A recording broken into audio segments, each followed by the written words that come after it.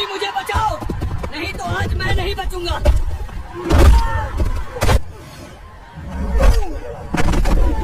क्या कोई मर्द का बच्चा है जो इस सांड को हरा दे? अगर तुमने इस सांड को हरा दिया तो मैं तुम्हें 10 करोड़ रुपए दूंगी। दोपहर की तपती धूप में उत्तर प्रदेश के एक छोटे से गांव बेलापुर का बड़ा मैदान लोगों से भरा हुआ था। चारों तरफ धूल उड़ रही थी, ढोल बज रहे थे, भीड़ शोर कर रही थी। गांव के लोग, आसपास के कस्बों से आए तमाशबीन और कई ताकतवर पहलवान मैदान के चारों तरफ खड़े थे। आज यहाँ एक अजीब मुकाबला होने वाला था। मैदान के ठीक बीच में एक विशाल लोहे का घेरा बनाया गया था। उस घेरे के अंदर खड़ा था एक भयानक काला बैल। उसका नाम था काल भैरव। उसका शरीर इतना बड़ा था कि दूर से देखने पर लगता था जैसे कोई छोटा सा पहाड़ खड़ा हो। उसकी चमकती काली खाल धूप में चमक रही थी, आंखें लाल थीं और नथुनों से गर्म भाप निकल रही थी। जो भी उसके पास जाता वह जमीन पर पैर पटककर ऐसी दहाड़ लगाता कि लोगों के दिल कांप जाते। भीड़ में खड़े लोग आपस में फुसफुसा रहे थे, यह बैल नहीं, आफत है। सुना है 3 लोगों को घायल कर चुका है। इसे काबू करना नामुमकिन है। इसी मैदान के एक कोने में खड़ी थी माया चौधरी। वह इस इलाके की सबसे अमीर और ताकतवर महिला मानी जाती थी। उसके पास सैकड़ों बीघा जमीन थी, ट्रैक्टर थे, मजदूर थे और शहर में भी उसका कारोबार चलता था। माया सुंदर भी थी और बेहद आत्मविश्वासी भी, मगर उसके स्वभाव में थोड़ा घमंड भी था। उसने ही यह ऐलान करवाया था। माइक पर उसकी आवाज गूंजी, सुन लो बेलापुर के लोगों, जो भी इस बैल काल भैरव को काबू कर लेगा उसे मैं 10 करोड़ रुपए इनाम दूंगी। भीड़ में हलचल मच गई। 10 करोड़, ये रकम इतनी बड़ी थी कि लोगों की आंखें फैल गईं। माया ने आगे कहा, लेकिन मुकाबला आसान नहीं होगा। जिसने कोशिश की और हार गया उसकी जिम्मेदारी उसकी अपनी होगी। कुछ ही देर में पहला पहलवान मैदान में उतरा। वह लंबा, चौड़ा और ताकतवर आदमी था। उसकी मूंछें तनी हुई थीं और शरीर पत्थर जैसा सख्त। भीड़ चिल्लाई, मारो, पकड़ो। पहलवान धीरे धीरे बैल के पास पहुंचा। उसने मौका देखकर उसके सींग पकड़ने की कोशिश की। अगले ही पल काल भैरव ने भयानक गर्जना की और बस एक झटके में पहलवान हवा में उछल गया। वह धूल में गिरा और दर्द से चिल्लाने लगा। भीड़ एकदम चुप हो गई। फिर दूसरा पहलवान आया। उसने भी पूरी ताकत लगा दी, मगर बैल ने उसे भी जमीन पर पटक दिया। तीसरा, चौथा, पांचवां, एक के बाद एक कई लोग आए, लेकिन हर बार वही हुआ। कोई घायल होकर बाहर गया, कोई डर कर भाग गया। धीरे धीरे लोगों का उत्साह डर में बदलने लगा। भीड़ में खड़ा हर आदमी अब उस बैल से नजरें बचाने लगा था। यह मुकाबला बंद कर देना चाहिए, किसी ने कहा। कोई मर जाएगा, दूसरे ने जवाब दिया। मगर तभी भीड़ के पीछे खड़ा एक दुबला पतला लड़का यह सब चुपचाप देख रहा था। उसका नाम था साहिल। उम्र सिर्फ 15 साल। उसके कपड़े पुराने थे, पैरों में टूटी चप्पल थी, चेहरा धूल से भरा हुआ था। वह गांव में कबाड़ और प्लास्टिक की बोतलें बटोर कर गुजारा करता था। लोग उसे अक्सर कबाड़ी लड़का कहकर बुलाते थे, लेकिन उसकी आंखों में डर नहीं था।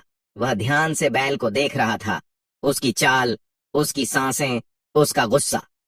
साहिल के दिमाग में अपने पिता की आवाज गूंज रही थी। उसके पिता कभी गांव में जानवरों के बड़े अच्छे जानकार माने जाते थे। वे कहा करते थे, जानवर ताकत से नहीं, समझ से काबू होते हैं।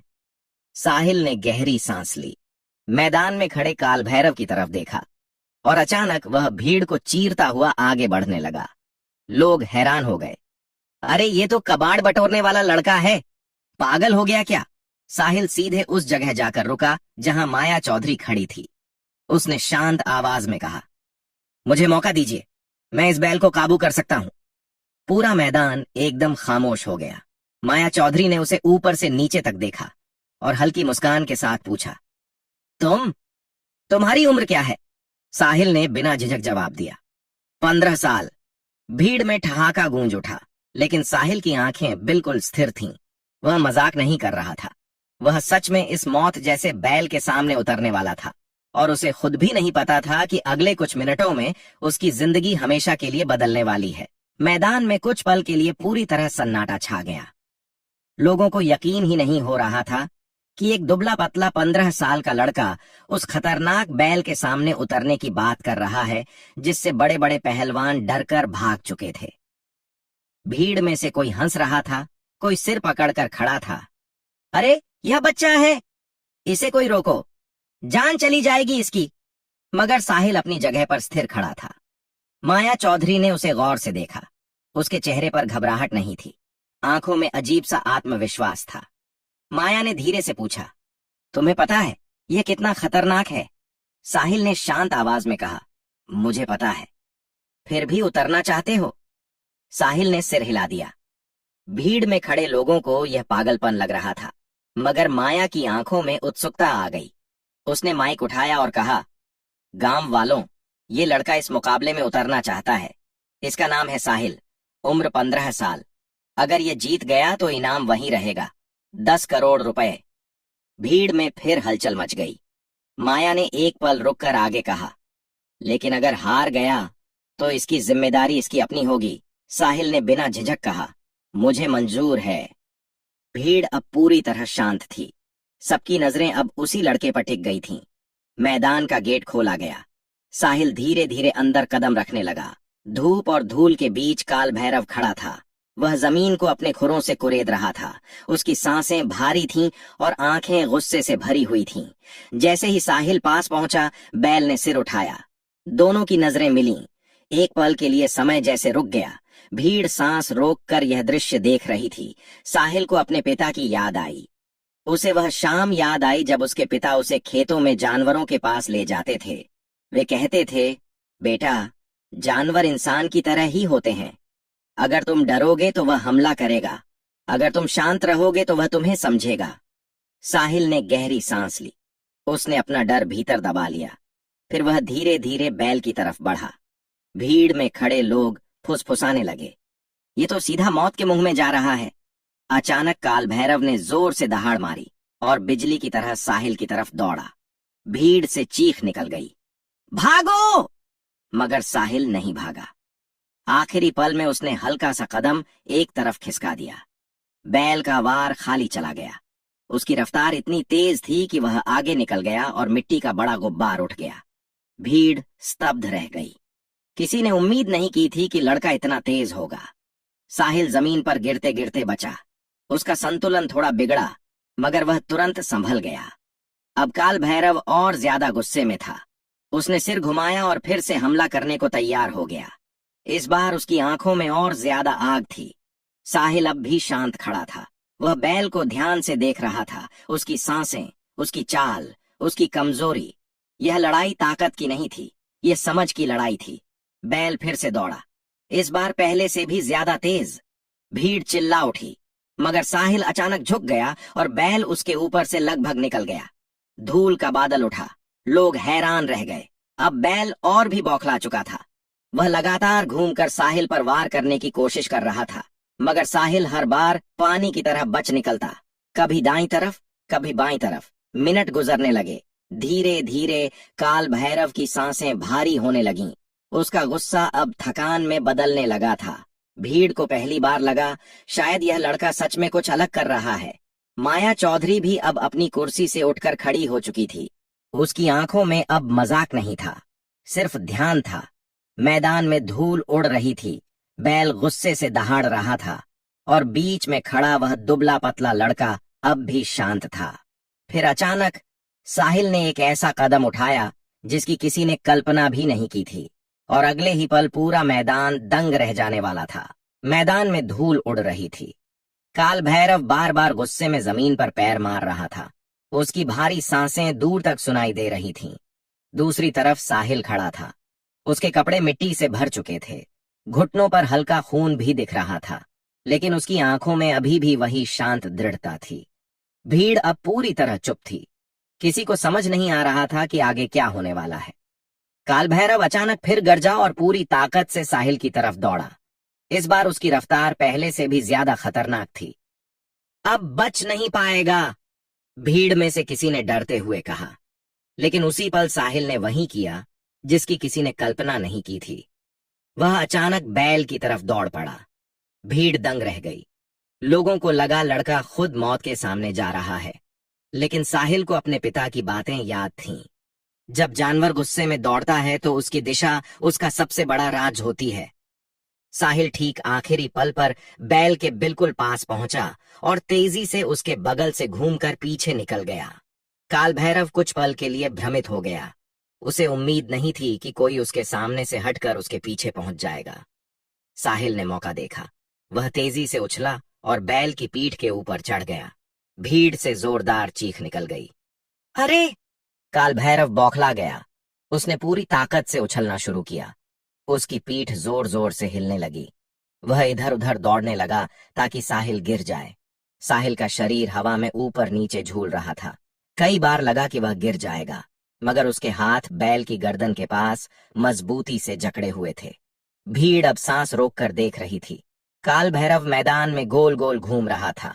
कभी उछलता, कभी जमीन पर पैर पटकता। धूल का बादल उठ गया था।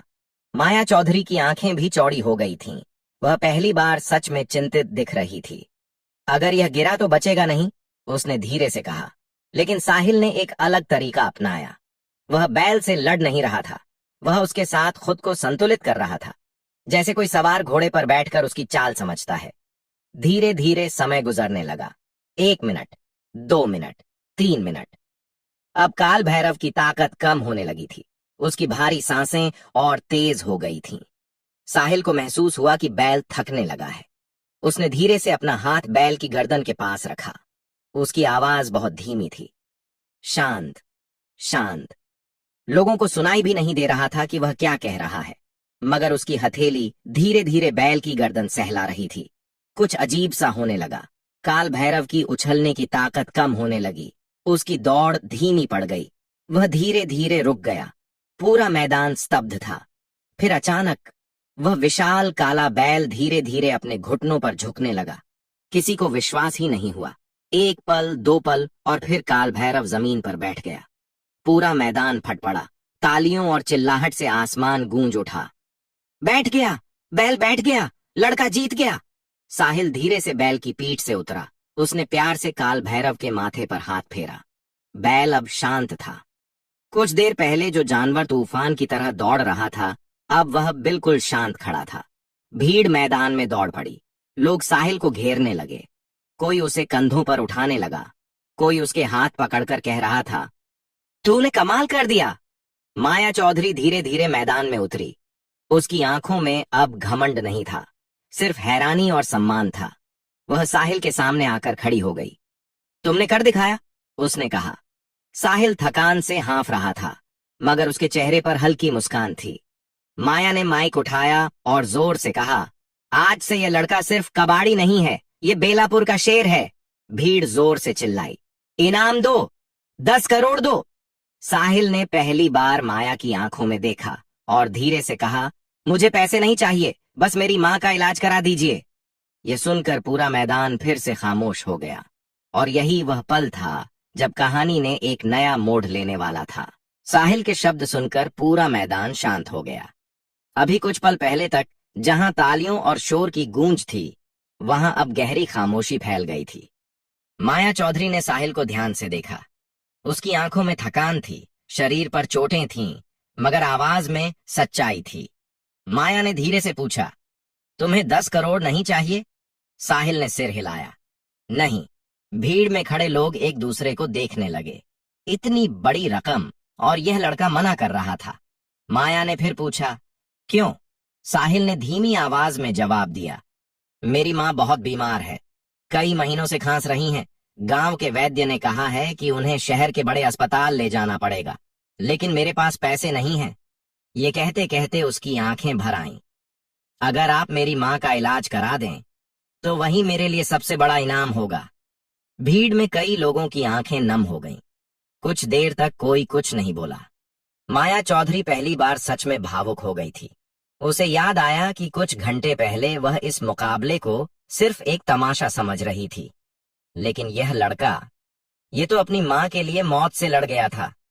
माया ने गहरी सांस ली और माइक उठाया, सुनो बेलापुर के लोगों। भीड़ एकदम शांत हो गई। आज इस लड़के ने सिर्फ एक बैल को काबू नहीं किया है, इसने हम सबको यह भी दिखाया है कि असली ताकत क्या होती है। भीड़ में से कई लोग सिर हिलाने लगे। माया ने आगे कहा, मैंने वादा किया था 10 करोड़ का, और मैं अपनी बात से पीछे नहीं हटती। भीड़ में फिर हलचल हुई, लेकिन माया ने हाथ उठाकर सबको शांत किया। लेकिन साहिल अभी नाबालिग है। कानून के हिसाब से इतनी बड़ी रकम सीधे उसे नहीं दी जा सकती।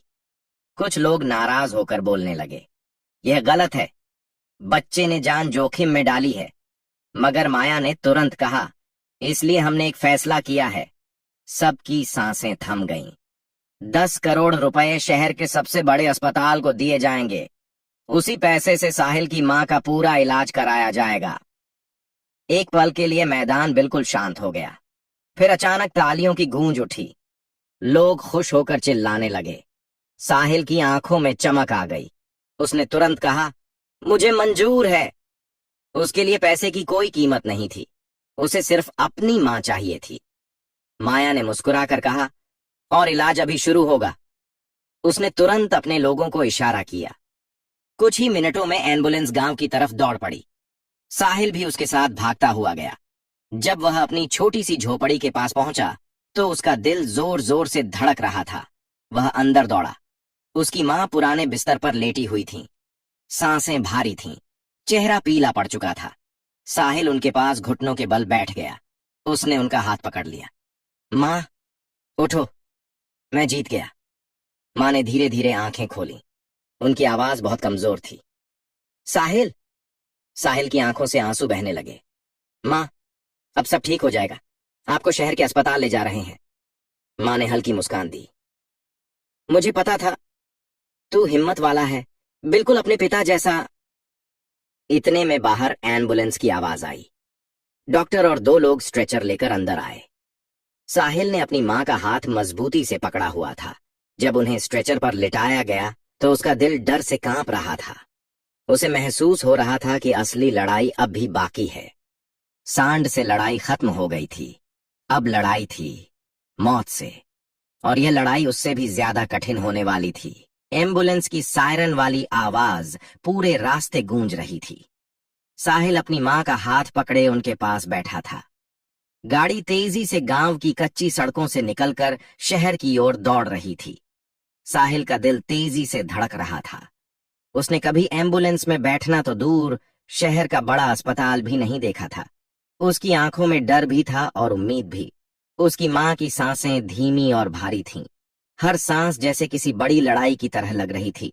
साहिल बार बार उनके माथे पर हाथ फेरता और धीरे से कहता, मां, बस थोड़ी देर और, हम पहुंचने वाले हैं। कुछ देर बाद एम्बुलेंस शहर के बड़े अस्पताल के सामने जाकर रुकी। सामने सफेद रंग की ऊंची इमारत खड़ी थी। बड़े बड़े कांच के दरवाजे, चारों तरफ भागते हुए डॉक्टर और नर्सें। यह दुनिया साहिल के लिए बिल्कुल नई थी। जैसे ही स्ट्रेचर बाहर निकला, डॉक्टर तुरंत उन्हें अंदर ले गए। जल्दी करो, एक डॉक्टर ने कहा, मरीज की हालत गंभीर है। साहिल भी उनके पीछे दौड़ता हुआ अंदर गया, मगर आईसीयू के दरवाजे पर उसे रोक दिया गया। तुम बाहर इंतजार करो, एक नर्स ने कहा। दरवाजा बंद हो गया। अब साहिल अकेला था। वह अस्पताल की ठंडी बेंच पर बैठ गया। पहली बार उसके अंदर डर पूरी तरह जाग गया। सांड के सामने खड़े होने पर भी उसे इतना डर नहीं लगा था, मगर यहाँ सब कुछ उसके हाथ से बाहर था। घंटे धीरे धीरे बीतने लगे। हर बार जब कोई डॉक्टर बाहर आता, साहिल तुरंत उठकर उसके पास दौड़ जाता। मेरी मां कैसी हैं? मगर हर बार जवाब मिलता, अभी इलाज चल रहा है। रात हो चुकी थी। अस्पताल के गलियारों में सन्नाटा फैलने लगा था। साहिल अभी भी उसी बेंच पर बैठा था। थकान से उसकी आंखें बंद होने लगतीं, मगर वह हर कुछ मिनट बाद चौंक कर जाग जाता। उसे अपने पिता की बातें याद आ रही थीं। असली हिम्मत वही होती है बेटा, जब इंसान अपने डर के बावजूद खड़ा रहता है। साहिल ने हाथ जोड़ लिए। वह अस्पताल के एक कोने में जाकर खड़ा हो गया। उसने आंखें बंद की। धीरे से बोला, भगवान, अगर मैंने कभी कोई अच्छा काम किया है, अगर सच में मेरी मां मेरे लिए जरूरी है, तो उन्हें बचा लो। उसकी आवाज कांप रही थी। आंसू उसके गालों पर बह रहे थे। रात बहुत लंबी लग रही थी, लेकिन आखिर सुबह की पहली किरण के साथ आईसीयू का दरवाजा खुला। एक डॉक्टर बाहर आया। साहिल तुरंत दौड़कर उसके सामने पहुंच गया। उसकी सांसें रुक सी गई थीं। डॉक्टर, मेरी माँ। डॉक्टर ने मास्क हटाया और हल्की मुस्कान के साथ कहा, ऑपरेशन सफल रहा है। साहिल को जैसे अपने कानों पर विश्वास ही नहीं हुआ। सच? डॉक्टर ने सिर हिलाया। अब खतरा टल गया है, कुछ दिन आराम और इलाज चलेगा, फिर वह ठीक हो जाएंगी। साहिल वहीं फर्श पर बैठ गया। उसकी आंखों से आंसू बहने लगे, लेकिन इस बार यह दुख के नहीं, खुशी के आंसू थे। कुछ देर बाद नर्स ने उसे अंदर जाने की अनुमति दी। साहिल धीरे धीरे कमरे में गया। उसकी माँ बिस्तर पर लेटी थीं। मशीनें लगी थीं, मगर उनका चेहरा पहले से शांत था। साहिल ने धीरे से उनका हाथ पकड़ लिया। माँ, मैं हूं। कुछ पल बाद उनकी उंगलियां हल्की सी हिलीं। उनकी आंखें धीरे धीरे खुलीं। उन्होंने कमजोर मुस्कान के साथ कहा, मुझे पता था तू हार नहीं मानेगा। साहिल की आंखें फिर भर आईं। उस पल उसे लगा कि दुनिया का सबसे बड़ा खजाना उसके सामने है। 10 करोड़ रुपए से भी ज्यादा की कीमत उसकी माँ की एक मुस्कान थी। अगर आपको यह कहानी पसंद आई हो तो वीडियो को लाइक करें, सब्सक्राइब करें और शेयर जरूर करें। और कमेंट में अपने शहर या गांव का नाम जरूर लिखें, ताकि हमें पता चल सके कि यह कहानी आप कहां से देख रहे हैं। आपका प्यार और सपोर्ट हमें और ऐसी प्रेरणादायक कहानियां बनाने की ताकत देता है। धन्यवाद। साहब, मैं इस सांड को काबू में कर सकता हूँ। अरे भिखारी, तू ये क्या बोल रहा है? होश में भी है? तेरी औकात है इस सांड को काबू में करने की? इसे बड़े बड़े पहलवान काबू में नहीं कर पाए, तू करेगा? भाग यहाँ से। साहब, मुझे एक मौका देके देखिए। ठीक है, अगर कर दिया तो 10 करोड़ दूंगा, अगर नहीं कर पाया तो तुझे यहाँ सबके पैरों में पड़ना पड़ेगा। गांव का मैदान आज किसी मेले से कम नहीं लग रहा था। चारों तरफ शोर, ढोल की आवाज, लोगों की भीड़ और बीच में बंधा हुआ एक बहुत बड़ा सांड। इतना बड़ा कि जिसने भी पहली बार देखा उसकी सांस रुक जाए। लंबा, चौड़ा, ताकत से भरा हुआ। उसकी आंखों में गुस्सा था, जैसे वो किसी को भी कुचल देने को तैयार हो। लोग कहते थे, ऐसा सांड पहले कभी नहीं देखा गया। उसके सींग हवा को चीरते हुए लगते थे। जमीन पर उसका हर कदम पड़ते ही मिट्टी उछल जाती थी। उसे काबू में करना किसी आम आदमी की बात नहीं थी। घोषणा हो चुकी थी, जो भी इस सांड को काबू में करेगा उसे 10 करोड़ का इनाम मिलेगा। यही वजह थी कि आज यहाँ दूर दूर से ताकतवर पहलवान आए थे। कोई बहुत भारी शरीर वाला, कोई लंबा चौड़ा, कोई ऐसा जिसे देखकर ही डर लग जाए। लोग तालियां बजा रहे थे, दांव लगाए जा रहे थे और हर किसी को लग रहा था कि आज कोई बड़ा कारनामा देखने को मिलेगा। एक एक करके पहलवान मैदान में उतरे। पहला गया, पूरी ताकत लगाई, लेकिन सांड ने उसे ऐसे हवा में उछाला जैसे वो कुछ था ही नहीं। दूसरा गया, उसने सांड के सींग पकड़ने की कोशिश की, लेकिन अगले ही पल जमीन पर पड़ा था। तीसरा, चौथा, कई लोग आए, लेकिन हर बार नतीजा एक ही, हार। भीड़ का जोश धीरे धीरे डर में बदलने लगा। लोग कहने लगे, ये सांड इंसान के बस का नहीं, इसे काबू करना मौत को बुलाने जैसा है। उसी भीड़ में सबसे पीछे एक दुबला पतला सा लड़का खड़ा था। उम्र करीब 14 साल, फटे पुराने कपड़े, पैरों में चप्पल भी नहीं, चेहरे पर धूल, लेकिन आंखों में कुछ अलग था। डर नहीं, बल्कि ध्यान। उसका नाम था अमन। अमन कोई आम लड़का नहीं था। वो गांव की गलियों में घूम घूम कर खाली बोतलें और प्लास्टिक बटोरता था। दिन भर मेहनत करता, शाम को उन्हें बेचता और जो थोड़े बहुत पैसे मिलते उनसे घर चलता। घर, अगर उसे घर कहाँ जा सके। एक छोटी सी टूटी फूटी झुग्गी, छत से पानी टपकता, दीवारें कभी भी गिर सकती थीं। उसी झुग्गी में उसकी माँ रहती थी, बहुत बीमार, अक्सर खांसती रहती, बिस्तर से उठ भी नहीं पाती थी। अमन के पिता, वो तो बहुत पहले चले गए थे। जब अमन सिर्फ 8 साल का था, तब एक हादसे में उसके पिता की मौत हो गई थी। उस दिन के बाद से अमन की जिंदगी बदल गई थी। खेलना, हंसना, बचपन सब खत्म हो गया था। लेकिन उसके पिता की एक चीज आज भी उसके साथ थी, यादें। उसके पिता जानवरों को काबू में करने में बहुत माहिर थे। गांव में जब भी कोई जानवर बेकाबू हो जाता, लोग उन्हीं को बुलाते थे। अमन अक्सर दूर खड़ा होकर अपने पिता को देखता था। वो ध्यान से समझता कि कैसे डर नहीं दिखाना है, कैसे जानवर की आंखों में आंखें डालकर खड़ा रहना है, कैसे उसकी ताकत को उसकी कमजोरी बनाना है। उसके पिता उसे कहते थे, बेटा, जानवर ताकत से नहीं, दिमाग और धैर्य से काबू होता है। आज वही बातें अमन के दिमाग में घूम रही थी। मैदान में खड़ा वो सांड, अमन उसे देख रहा था। भीड़ नहीं, इनाम नहीं, सिर्फ सांड। अचानक अमन आगे बढ़ा। लोगों ने उसे देखा, फिर हंस पड़े। अरे ये बच्चा यहाँ क्या कर रहा है? लगता है भटक गया है। ये तो खुद हवा में उड़ जाएगा। अमन सीधा उस आदमी के पास गया जो प्रतियोगिता करवा रहा था। धीमी लेकिन साफ आवाज में बोला, मैं इस सांड को काबू कर सकता हूँ। एक पल के लिए सन्नाटा छा गया, फिर जोर जोर से हंसी गूंज उठी।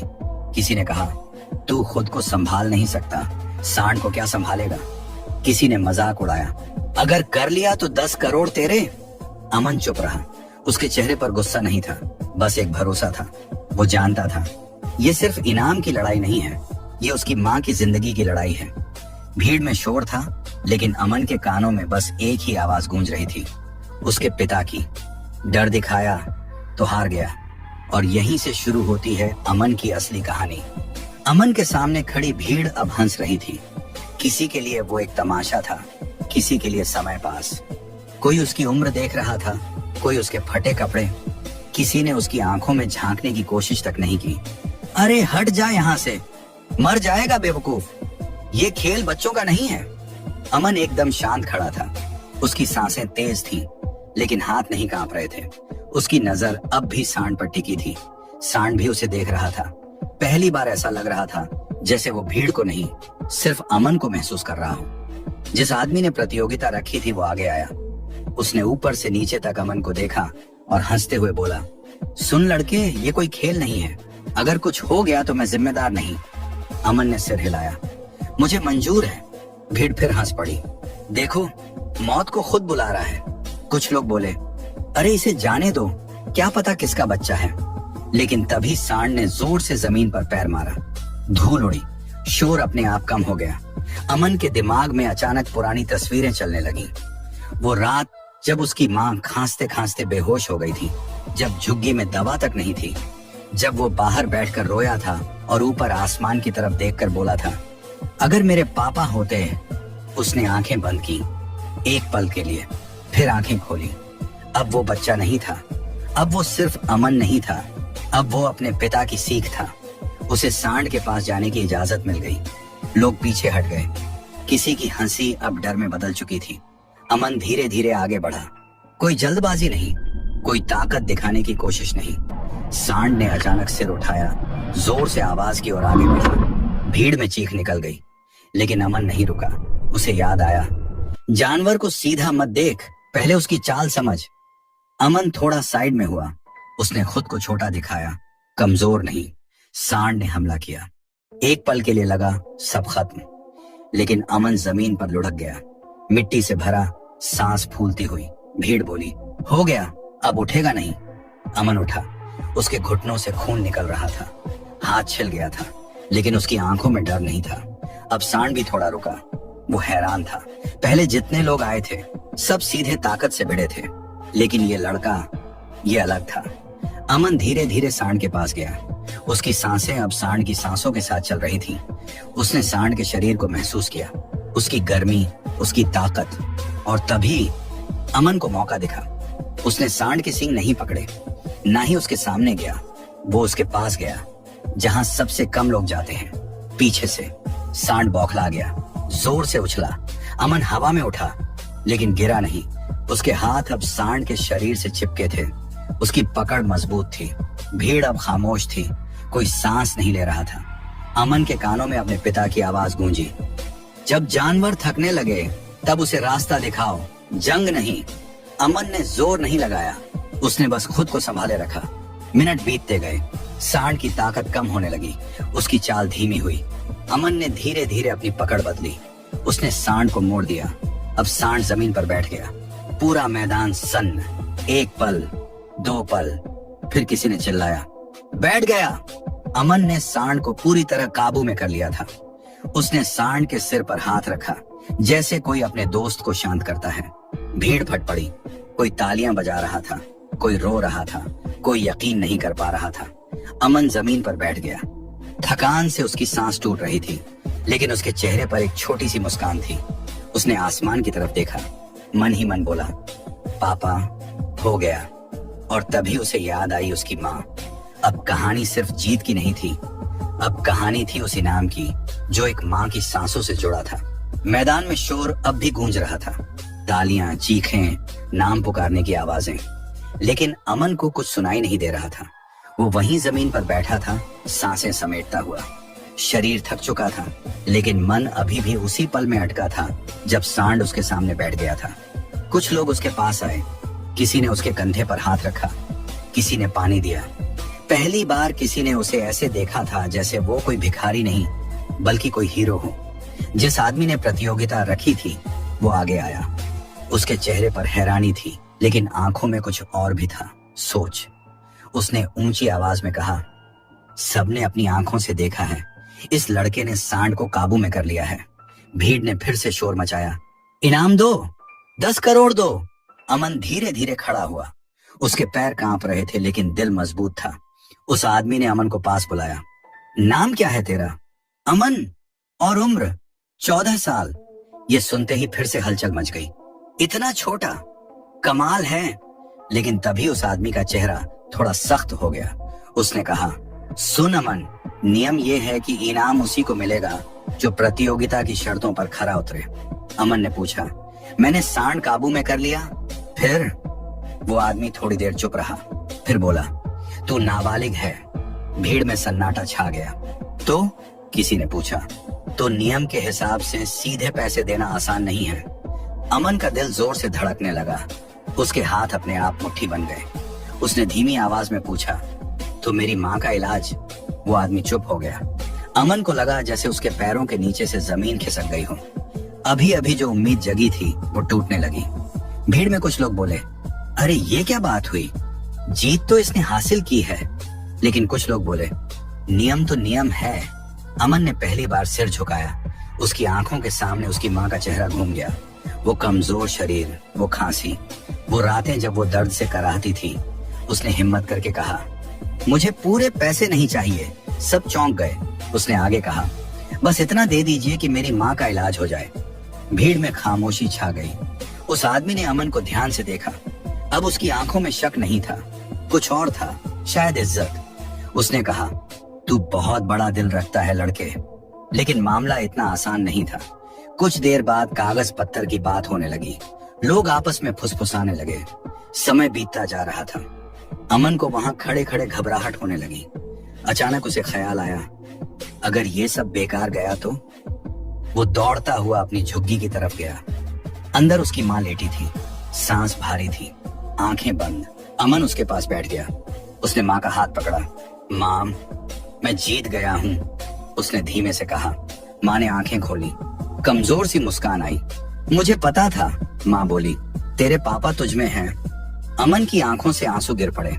माँ, अगर पैसे नहीं मिले तो? उसकी आवाज टूट गई। माँ ने उसका हाथ दबाया। बेटा, तूने कोशिश की, यही काफी है। लेकिन अमन के लिए ये काफी नहीं था। अगले दिन फिर बुलावा आया। अमन फिर वहां पहुंचा। इस बार माहौल बदला हुआ था। भीड़ कम थी, लेकिन नजरें ज्यादा गंभीर। उस आदमी ने कहा, हमने फैसला किया है। अमन की सांस रुक गई। तेरी जीत को कोई नहीं झुठला सकता, इनाम तेरा है। अमन की आंखों में चमक आ गई, लेकिन वो आदमी रुका। अमन का दिल फिर बैठ गया। पैसे सीधे तुझे नहीं, तेरी माँ के इलाज पर खर्च होंगे। अमन ने बिना सोचे कहा, मुझे मंजूर है। उस पल अमन के लिए पैसे का मतलब बदल चुका था। अब वो सिर्फ इलाज थे, सांसें थीं, माँ की जिंदगी थी। और यहीं से शुरू हुआ अमन का सबसे बड़ा संघर्ष, इलाज का संघर्ष। अमन ने कभी सोचा नहीं था कि वो दिन भी देखेगा जब उसकी माँ को 4 पहियों वाली गाड़ी में लिटाया जाएगा। झुग्गी से बाहर निकलते वक्त माँ की आंखें बंद थीं, सांस बहुत हल्की चल रही थी। अमन उसका हाथ थामे बैठा था, जैसे अगर उसने छोड़ा तो माँ कहीं दूर चली जाएगी। रास्ते भर अमन कुछ नहीं बोला, बस माँ का हाथ पकड़े रहा। अस्पताल की बड़ी बड़ी दीवारें देखकर अमन सहम गया। उसे लगा जैसे ये जगह उसके जैसे लोगों के लिए बनी ही नहीं है। सफेद कपड़े पहने लोग, तेज रोशनी, मशीनों की आवाज, सब कुछ उसे डरावना लग रहा था। माँ को अंदर ले जाया गया। अमन बाहर बेंच पर बैठ गया। पहली बार उसे एहसास हुआ कि असली लड़ाई अब शुरू हुई है। घंटे बीतते गए, कोई खबर नहीं। अमन की आंखें दरवाजे पर टिकी थीं। हर बार जब कोई बाहर आता उसका दिल जोर से धड़कने लगता। उसे अपने पिता की याद आ रही थी। जब भी वो डरता था पिता उसका सिर सहलाकर कहते थे, बेटा मर्द वो नहीं जो डरता नहीं, मर्द वो है जो डर के सामने भी खड़ा रहता है। आज अमन खड़ा था अकेला। रात हो गई। अस्पताल की बेंच पर बैठा अमन झपकियां लेने लगा, लेकिन हर झपकी डर से टूट जाती। उसे लगा जैसे माँ उसे पुकार रही हो। वो उठकर कोने में चला गया। पहली बार उसने आंखें बंद करके कुछ मांगा, अगर कुछ अच्छा किया हो मैंने, अगर सच में पापा मुझे देख रहे हो तो मेरी माँ को बचा लेना। सुबह होने से पहले डॉक्टर बाहर आए। अमन दौड़कर उनके पास गया। मेरी माँ, डॉक्टर ने गंभीर आवाज में कहा, हालत बहुत नाजुक है, ऑपरेशन जरूरी है। अमन का दिल बैठ गया। पैसे, डॉक्टर ने कहा, उसकी चिंता मत करो। अमन की आंखों से आंसू बहने लगे। वो जानता था अगर वो सांड के सामने नहीं खड़ा होता तो आज ये शब्द सुनने को नहीं मिलते। ऑपरेशन शुरू हुआ। अमन बाहर फर्श पर बैठ गया। उसके कपड़े अब भी फटे थे, लेकिन उसकी आत्मा मजबूत थी। हर सेकंड भारी लग रहा था। वो दीवार को देखता, फिर छत को, फिर आंखें बंद कर लेता। उसे लगा जैसे वक्त रुक गया हो। कई घंटे बाद दरवाजा खुला। डॉक्टर बाहर आए। अमन उठकर खड़ा हुआ। उसकी टांगें कांप रही थीं। डॉक्टर ने कहा, ऑपरेशन सफल रहा है। अमन वहीं बैठ गया, जैसे किसी ने उसकी सारी ताकत निकाल ली हो। उसकी आंखों से आंसू बह रहे थे, लेकिन ये खुशी के थे। कुछ देर बाद उसे माँ से मिलने दिया गया। माँ की आंखें बंद थीं, लेकिन चेहरा शांत था। अमन ने धीरे से उसका हाथ पकड़ा। माँ, मैं हूँ। माँ की उंगलियां हिली। एक हल्की सी मुस्कान आई। उस पल अमन को लगा वो 10 करोड़ से भी अमीर है। दिन बीतने लगे। माँ की हालत धीरे धीरे सुधरने लगी। अमन रोज उसके पास बैठता, कभी उसे पानी पिलाता, कभी कहानी सुनाता। एक दिन माँ ने कमजोर आवाज में पूछा, अमन, तू डर तो नहीं गया था ना? अमन मुस्कुराया, नहीं माँ, आपने सिखाया था ना, हार मानना पाप है। माँ की आंखें भर आईं। कुछ दिन बाद छुट्टी मिल गई। जब वो बाहर निकले, अमन ने आसमान की तरफ देखा। आज पहली बार उसे लगा जिंदगी उसे थोड़ा सा मुस्कुरा रही है, लेकिन उसे नहीं पता था अभी कहानी का आखिरी और सबसे बड़ा मोड़ बाकी है। अस्पताल से बाहर निकलते वक्त अमन ने माँ का हाथ पकड़ा हुआ था। माँ अब धीरे धीरे चल पा रही थी। चेहरे पर कमजोरी थी, लेकिन आंखों में जिंदगी लौट आई थी। अमन हर कदम पर उसे संभाल रहा था, जैसे अब वो ही उसका सहारा हो। झुग्गी में वापस आकर सब कुछ वैसा ही था। टूटी छत, पुरानी दीवारें, वही तंगी, लेकिन इस बार एक फर्क था। अब इस झुग्गी में डर नहीं था। माँ बिस्तर पर बैठी थी। अमन उसके पास बैठा था। अमन, माँ ने कहा, तू बहुत बदल गया है। अमन मुस्कुराया, नहीं माँ, बस मजबूरी ने बड़ा कर दिया। कुछ दिनों बाद लोग आने लगे। वही लोग जो पहले हंस रहे थे। अब उनके चेहरे पर इज्जत थी। कोई फल लाया, कोई कपड़े, कोई बस अमन को देखने आया। जिस आदमी ने प्रतियोगिता रखी थी वो भी आया। उसने अमन से कहा, तू सिर्फ सांड नहीं काबू कर पाया, तूने लोगों की सोच बदल दी। अमन चुप रहा। वो जानता था अगर माँ ठीक ना होती तो सारी तारीफ बेकार होती। धीरे धीरे अमन की जिंदगी बदलने लगी। अब वो गलियों में बोतलें नहीं उठाता था। उसने काम सीखना शुरू किया। मेहनत करना उसे पहले से आता था। माँ रोज सुबह उठकर उसके लिए दुआ करती, भगवान मेरे बेटे को सही रास्ते पर रखना। एक शाम अमन अकेला बैठा था, आसमान को देख रहा था। उसे अपने पिता की याद आई। वो खुद से बोला, पापा, आपने जो सिखाया उसने मेरी माँ की जान बचा ली। हवा हल्की सी चली, जैसे किसी ने उसके सिर पर हाथ रख दिया हो। कुछ महीने बीत गए।